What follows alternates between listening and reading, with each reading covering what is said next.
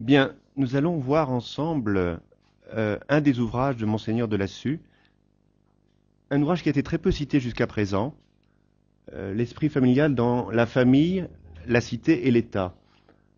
Il s'agit d'un petit opuscule de 240 pages, dans lequel Monseigneur de Lassus va brosser l'état de la vie de famille depuis la création jusqu'au 19e siècle.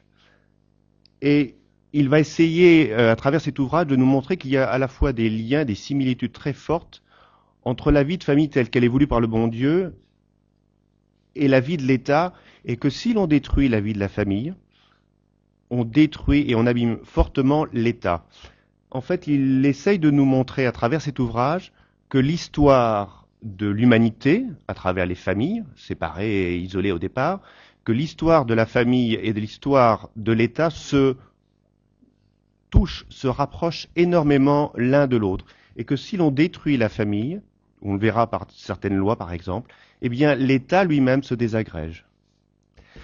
Alors, il est vrai que j'avais prévu de vous donner quelques repères sur la vie de Monseigneur de Lassus, donc l'essentiel a déjà été dit. Je reprendrai juste certains points sans aller dans le détail. On peut dire que ce livre est une mine, il est né dans le pays des mines, ou pas très loin en tout cas, euh, comme Monseigneur Lefebvre aussi, qui était de Lille, donc de la région du Nord. Nous nous rappelons qu'il a, dès l'âge de 10 ans, il va vivre sous le pontificat principalement, mais pas exclusivement, du pape Pie IX. Et on a déjà parlé de l'influence qu'avaient eu certains événements, comme le dogme de l'Immaculée Conception. Il a à peine 18 ans quand c'est proclamé. C'est un élément sans doute important dans sa propre vocation et dans son ordination ultérieure.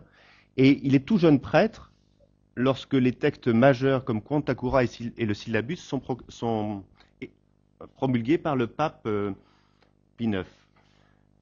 L'événement peut-être un des grands événements de sa vie, c'est sans doute bien sûr le Concile Vatican I, et dont Besse, dont nous avons parlé hier soir avec Monsieur Brière-Lotte, dont Besse a cette phrase: Monseigneur de Lassus appartient à cette génération de prêtres qui était dans toute la maturité de l'esprit et du caractère quand le Concile Vatican I a défini l'infaillibilité pontificale.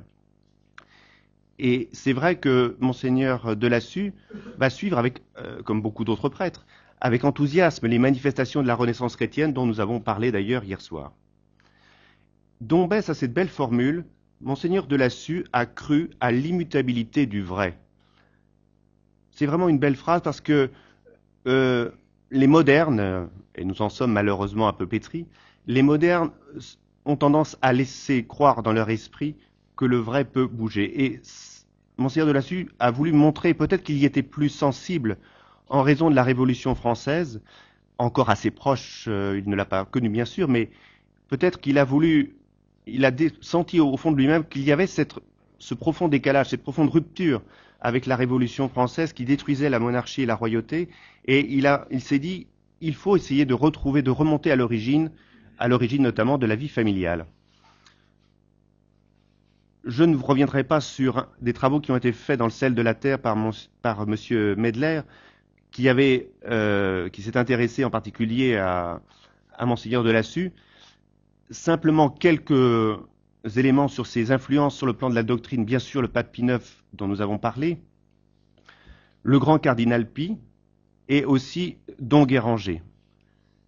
Sur le plan de l'histoire et de la philosophie, nous avons entendu à l'instant parler de Frédéric Leplet, j'en reparlerai plusieurs fois.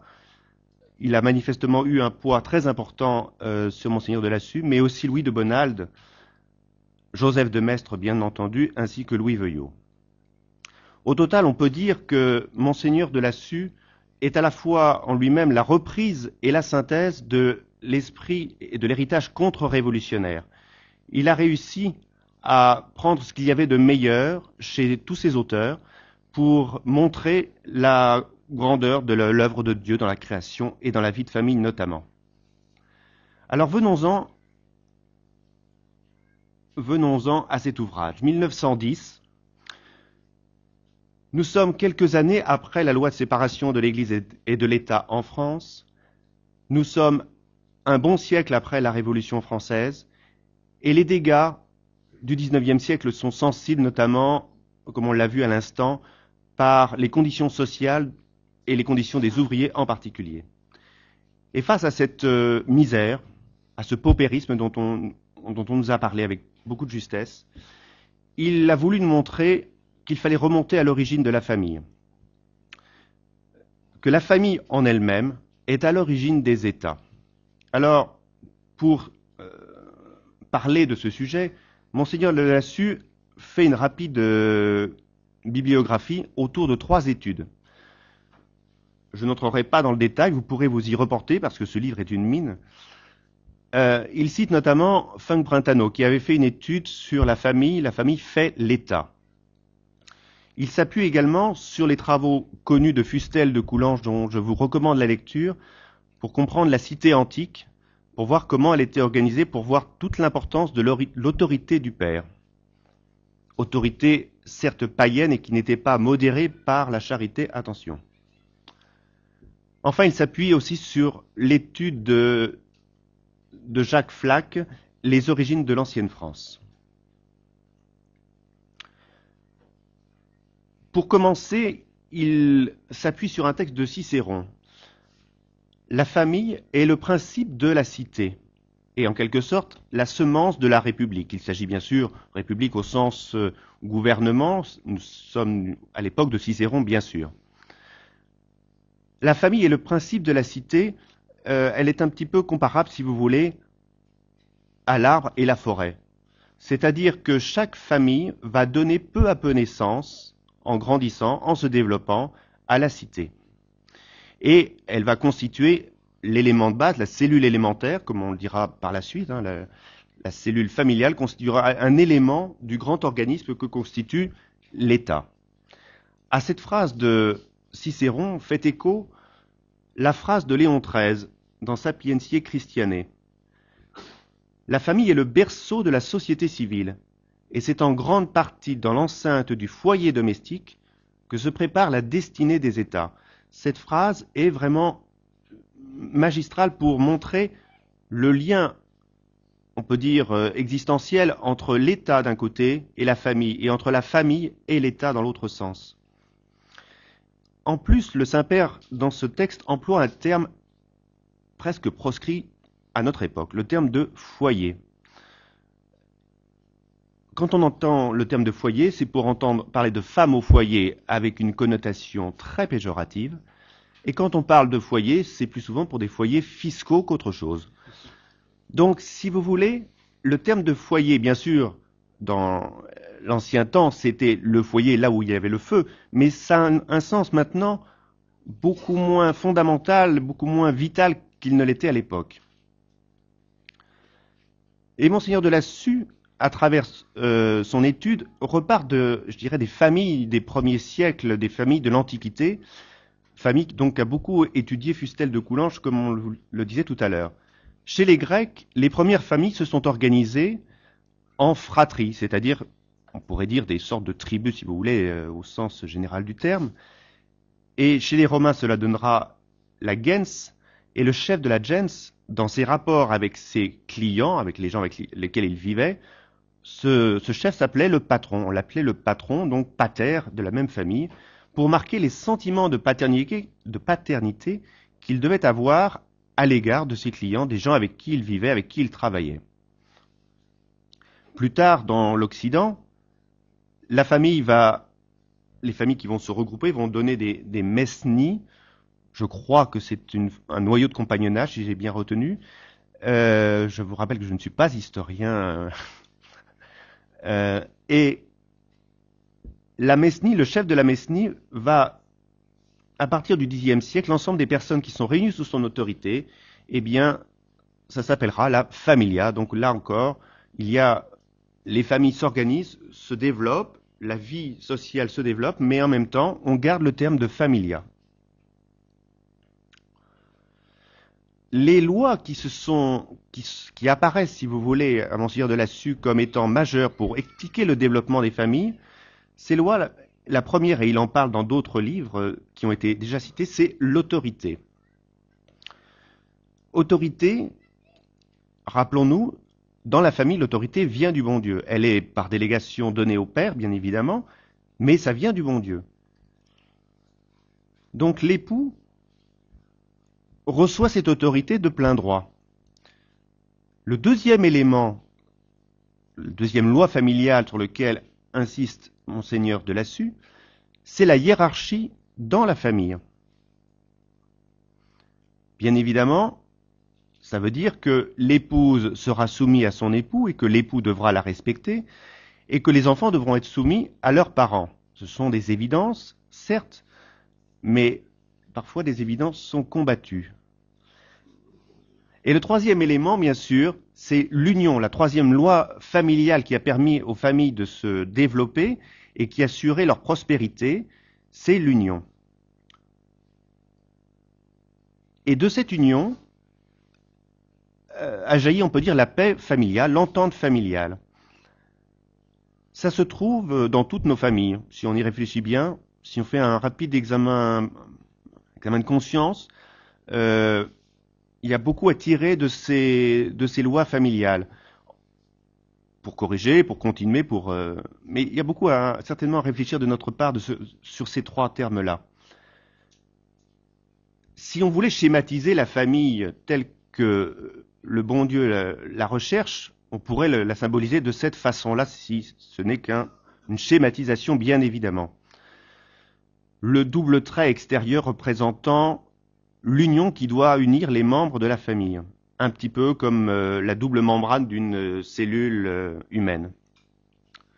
Mais les ennemis de la famille, dont nous avons longuement parlé dans les jours précédents, ont cherché et cherchent encore par tous les moyens à détruire la famille. Un des aspects sur lesquels on pourrait bien longtemps parler, bien évidemment, ce sont les lois. Je n'entrerai pas dans tout le détail de ces lois. La loi sur le divorce, bien évidemment, détruit l'union au sein de la famille, c'est une évidence. Mais il y a d'autres éléments qu'on entend un petit peu moins souvent évoqués. Vous savez qu'on parle assez souvent de l'autorité parentale. Mais l'autorité parentale, c'est bien l'autorité de l'époux qui disparaît, puisqu'elle est désagrégée et mélangée. Il n'y a plus le terme d'autorité paternelle, mais on parle d'autorité parentale. De même, l'épouse a été retirée du foyer grâce notamment à l'émancipation de la femme, l'émancipation financière qui a été voulue par la loi. De même, l'époux, à une certaine époque, il y a une cinquantaine d'années, avait seul le droit de vote, et la femme a reçu le droit de vote pour redevenir l'égale de l'homme. Il faudrait aussi parler d'un certain nombre de propositions, pardon. C'est très récent, ça a moins d'un mois. Nous connaissons tous pour les enfants les écoles maternelles. L'idée est de les rebaptiser écoles paternelles. Ce qui ne veut pas dire grand-chose, je reconnais, mais c'est tout de même très très intéressant, je trouve, dans le choix des propositions.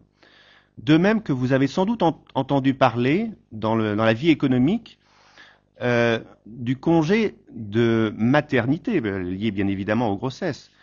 Et un des projets d'un ministre du gouvernement actuel est d'imposer au mari un congé de paternité égal au congé de l'épouse.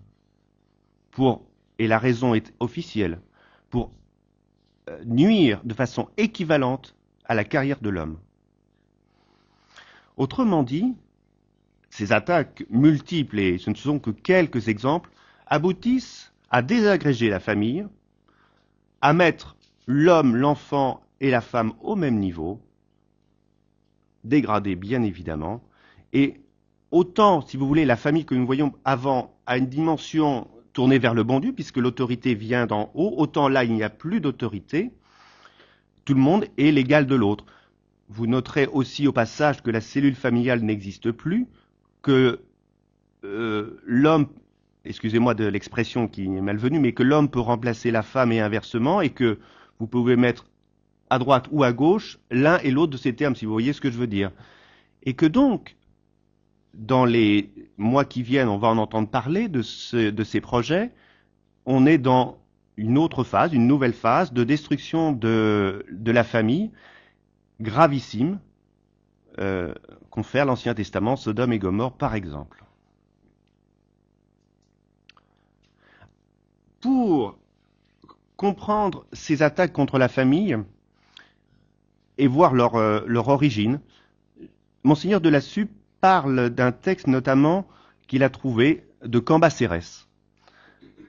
Et ce texte est intéressant parce que nous sommes au début de la Révolution, en 1790, si je me souviens bien, et Cambacérès a bien senti le nœud du problème dont nous avons parlé à l'instant, c'est-à-dire que l'époux a l'autorité et que cette autorité est quasi royale. Le terme est très beau.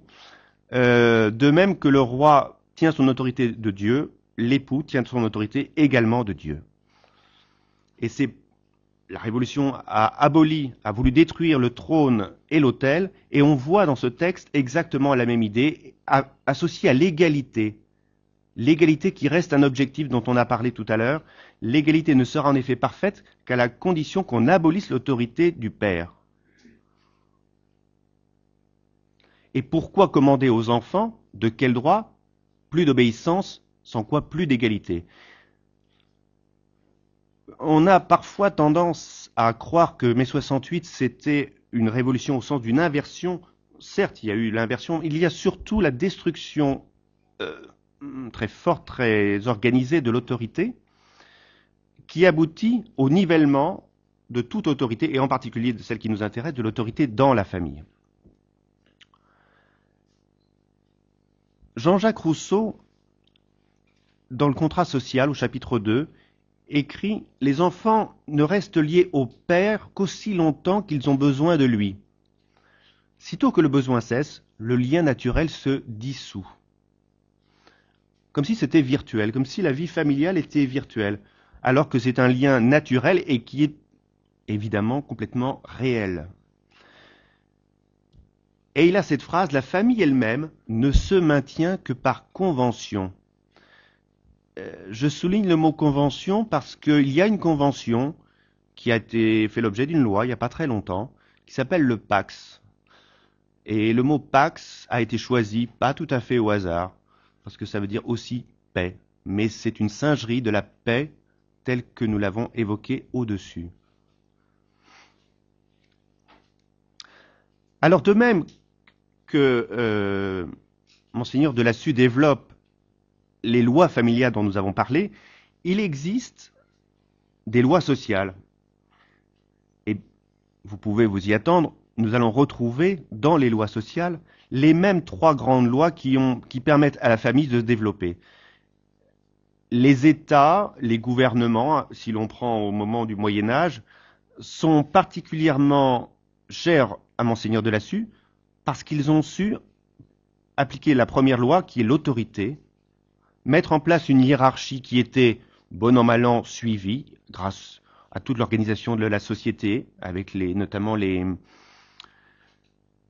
compagnons, donc les corporations, tout ça a été organisé. Et il y avait une union sociale autour du roi, en particulier, qui, aux yeux de Monseigneur de Lassus, est en quelque sorte l'exemple le plus avancé je dirais, de réussite de la vie sociale.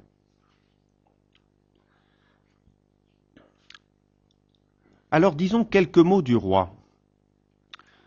Le roi Monseigneur de Lassus en fait plusieurs fois mention dans un chapitre, et il se sert notamment de La Bruyère, car vous vous rendrez compte tout de suite, à travers toutes les citations que je vous ai faites, que Monseigneur de Lassus est un puits de science. C'est une mine, ce prélat, et son livre est une mine aussi.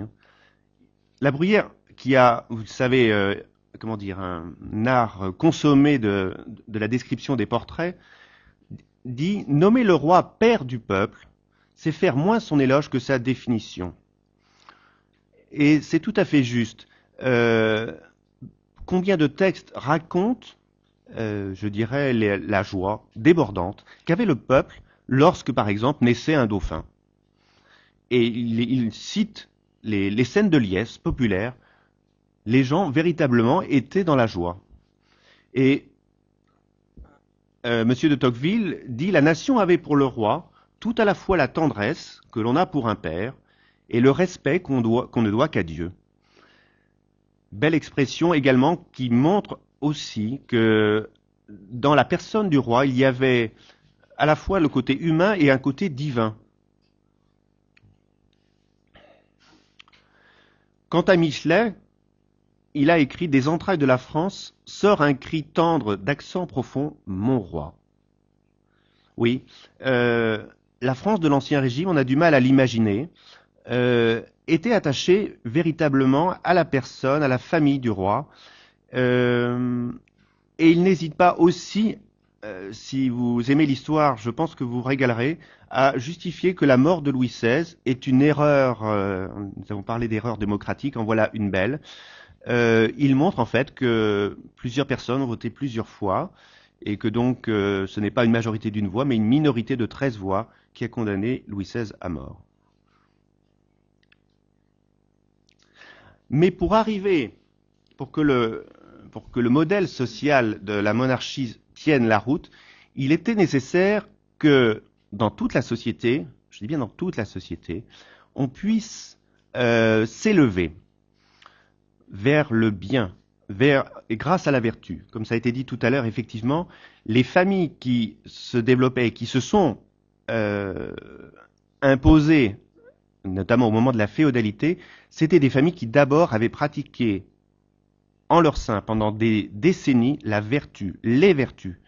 Et vous le verrez par la suite, c'était un véritable héritage. Donc, ensemble des familles qui, tout au long de leur histoire, ont su pratiquer des vertus, par exemple, des vertus de force ou de courage. On pense aux croisades, par exemple, hein, qui ont su développer de nobles sentiments, de générosité pour construire des hôpitaux, dans l'abnégation également. Des gens qui ont été aussi, qui se sont fait connaître pour des services rendus au pays au moment soit de colonisation, soit de bataille.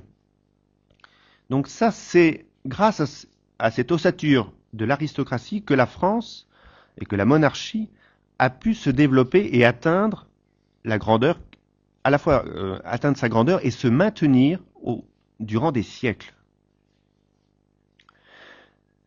Mais Monseigneur de Lassus n'est pas dupe. Il se rend bien compte que les siècles se sont écoulés, si l'on prend la féodalité jusqu'à la Révolution, mais que malheureusement, il y a eu une décadence. De l'aristocratie féodale, qui était consciente de ses devoirs et qui pratiquait la vertu, on est passé peu à peu, au moment de la Renaissance, à une aristocratie plus foncière, qui elle-même par la suite a donné naissance à une aristocratie d'argent avec toutes les dérives que nous pouvons y associer. Alors voyons maintenant des remèdes pour reconstruire le corps social. Le premier d'entre eux, c'est de restaurer la famille. Monseigneur de Lassus cite notamment Monsieur de la Tour du Pin, qui a cette belle phrase. La famille doit toujours être considérée comme une entité morale, économique et sociale persistante, dont la perpétuation est à préparer par l'éducation et à seconder par l'organisation de la société. Ce n'est pas une mince chose, effectivement, que de construire cette cellule familiale. Il faut qu'elle puisse perdurer, qu'elle puisse se perpétuer. Il faut dire qu'elle est exposée quand même à quelques dangers. Et par exemple, j'ai mis les années volontairement en point d'interrogation parce que c'est toujours d'actualité. Le texte précédent peut être complètement changé. La famille doit être rejetée comme une entité morale, économique et sociale. Et sa destruction est à préparer par l'éducation et à seconder par l'organisation de la société. C'est exactement les éléments dont nous parlions tout à l'heure. On peut détruire habilement et méthodiquement par un plan longuement préparé la famille. Il faudrait ajouter aussi, pour compléter un peu les lois dont nous avons parlé tout à l'heure, les lois sur la contraception, les lois sur l'avortement, qui permettent non seulement d'afficher, entre guillemets, ce qu'on appelle une libération de la femme, mais en fait, c'est un moyen de l'extraire du foyer, ni plus ni moins, un moyen terriblement efficace. Voilà. Bon. Alors, pour régénérer la société, Léon XIII nous dit qu'il faut revenir en fait à l'état d'origine. C'est-à-dire revenir au moment où, aux heures de prospérité et de bonheur, les différentes classes de la société avaient basé leurs relations sur des sentiments qui régnaient dans le foyer familial. Ça veut dire notamment que, et Monseigneur de Lassus en parle longuement, que les classes dirigeantes et les classes dirigées, elles doivent vivre ensemble et avoir des relations, on peut dire familiales, c'est-à-dire à l'opposé de la dialectique dont on nous a plusieurs fois parlé. Il y a du travail à faire, c'est clair, mais voilà l'idéal en fait. Si suffisamment de familles vivaient dans des relations d'entente comme nous l'avons vu, dans toute la société, eh bien, on pourrait espérer avoir dans les classes sociales une meilleure entente, un meilleur apaisement. Je sais que c'est un programme vaste et long, mais le jeu en vaut la chandelle. Pour restaurer la famille, le premier point, c'est de restaurer l'autorité du père. Monseigneur de Lassus cite Auguste Cochin, qui a ces belles expressions qui mériteraient presque des développements. Au mari, le travail et les gains du ménage. À la femme, les soins et la direction intérieure. Alors, intérieur, hein, je dis bien le mot. N'oubliez pas ce mot-là, parce qu'on pourrait en rester, oublier le mot intérieur. Non, la direction intérieure au sens de l'organisation du foyer dans sa vie pratique. Le mari gagne, la femme épargne. Bon. Oui, oui. Il y a de quoi dire. Le mari nourrit les enfants, la femme seule les élève. C'est vrai et c'est faux, je trouve. Parce que le père a un rôle très important dans l'éducation. Cette formule-là me paraît douteuse, me paraît un peu caricaturale. Enfin, le mari est le chef de la famille et la femme en est le lien. C'est vrai que le lien dans la famille, le lien avec les enfants en particulier, le lien avec le mari aussi, bien sûr, mais ce lien est fondamental.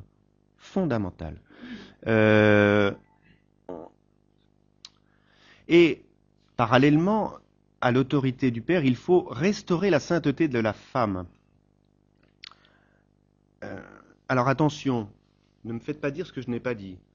C'est à la femme d'être sainte et au père d'exister. Et l'homme n'a pas à l'être. Attention.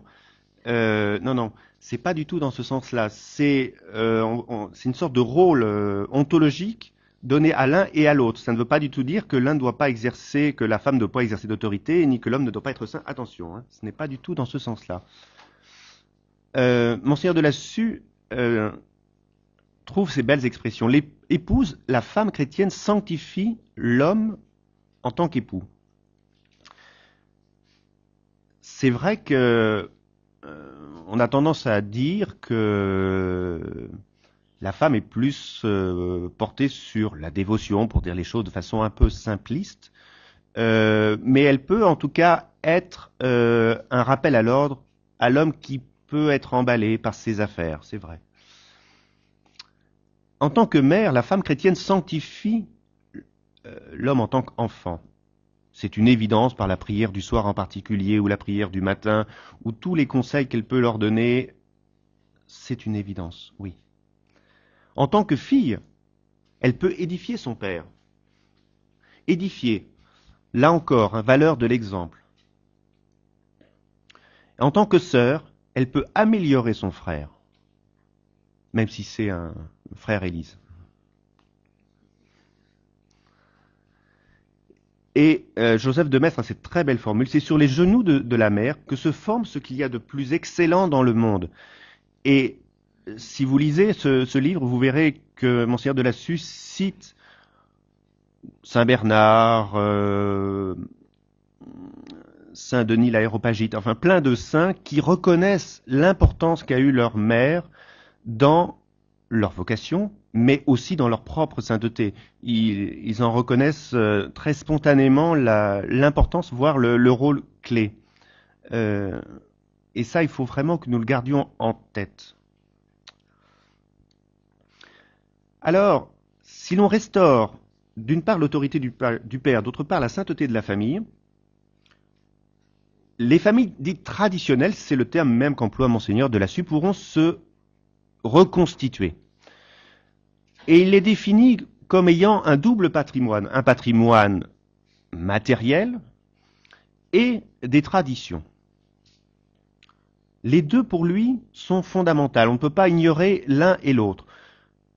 Il tempête et met comment dire, en garde contre la spoliation au moment des lois de la loi au moment des successions, la spoliation qui prive la famille des biens qui ont été acquis par le père précédemment. Et le partage imposé dans la famille est souvent une catastrophe, bien évidemment, par rapport au patrimoine. Lui, Monseigneur de Lassus, dit peut-être qu'on peut modifier ces lois, bien évidemment, mais la chose que l'on doit transmettre, ce sont des traditions, ce sont des éléments patrimoniaux immatériels, mais qui sont fondamentaux. Par exemple, la barre est élevée, la sainteté, la force morale d'un ancêtre, qui est un illustre, un illustre ancêtre et dont on doit rester fier et dont on doit respecter l'image, les qualités intellectuelles de tel ou tel membre de la famille, des aptitudes manuelles d'un artiste, par exemple, ou autres qualités. Voilà ce patrimoine qu'il faut transmettre.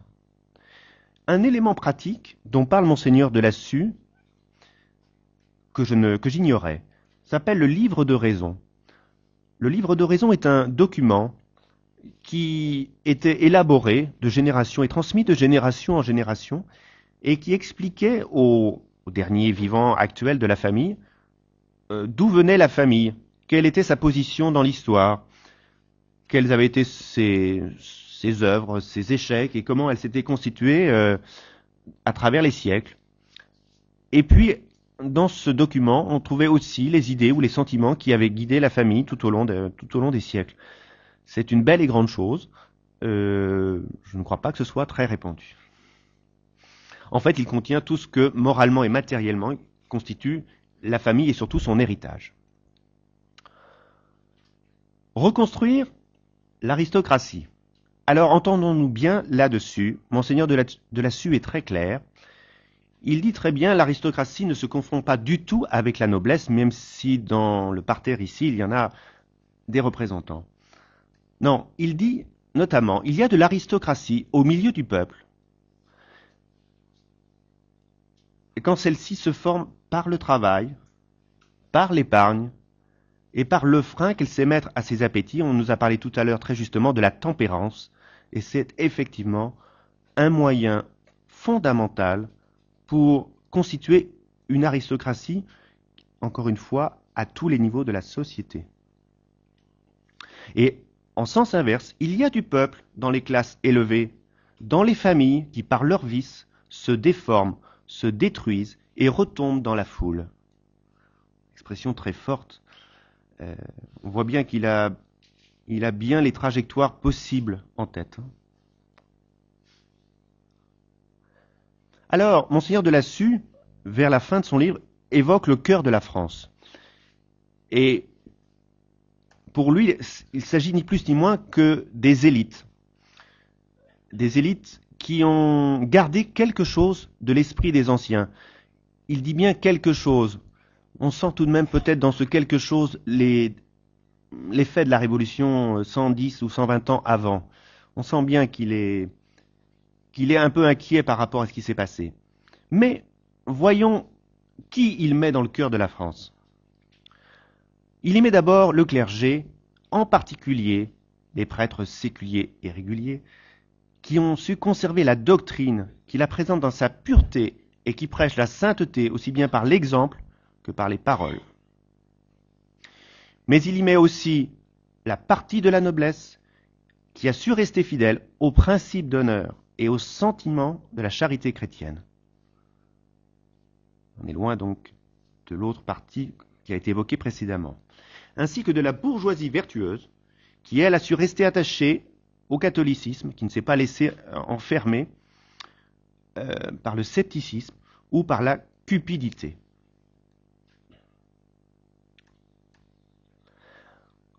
Quelle perspective cela nous donne-t-il? Monseigneur de Lassus dit évidemment, on pourrait envisager de changer le gouvernement, de changer les lois. Si on le peut, c'est une bonne chose, mais ce n'est pas le plus immédiatement possible. Ce qui nous est immédiatement possible, c'est d'agir sur nous-mêmes, d'agir sur notre propre âme, car en citant notamment Fustel de Coulanges, il dit que le ressort de l'homme, c'est son âme. Et donc, si on agit à ce niveau-là, on peut restaurer, au niveau de la famille, l'autorité telle qu'elle doit être, et ainsi, peu à peu, contribuer à restaurer l'ordre social tel que le bon Dieu l'a voulu. Monseigneur de Lassus nous dit, si les États sont à l'image des familles qui le composent, les familles sont ce que font les autorités paternelles. Il y a donc un devoir important pour les pères de famille de se mettre au travail pour restaurer, autant que faire se peut, la cellule familiale, et en tout cas la préserver si elle existe déjà, bien sûr, pour assurer que les enfants, par la suite, préserveront le modèle familial dont nous avons parlé précédemment, pour que peu à peu se créent autant de nouvelles cellules familiales qui reconstitueront un nouvel ordre social chrétien. Et nous avons entendu parler de Frédéric Leplay tout à l'heure, et c'est lui encore qui va nous guider. En rendant au Père son autorité, il dit, nous restaurerons le ministre de Dieu dans l'ordre temporel. Donc, il y a de quoi faire pour le père de famille. Il est le ministre de Dieu, il doit avoir cette vision dans son rôle à cette dimension. C'est très important. Et l'autorité paternelle accomplira ce qui est au-dessus des forces de toute autorité publique. Au-dessus des forces de toute autorité publique. Ce rôle-là, nous pouvons le jouer, nous devons le jouer, surtout si les temps sont durs, surtout si les lois ne nous sont pas favorables, c'est vrai. Mais, comme nous l'avons dit tout à l'heure, en nom de Dieu, les hommes de Dieu batailleront et Dieu donnera la victoire. Je vous remercie.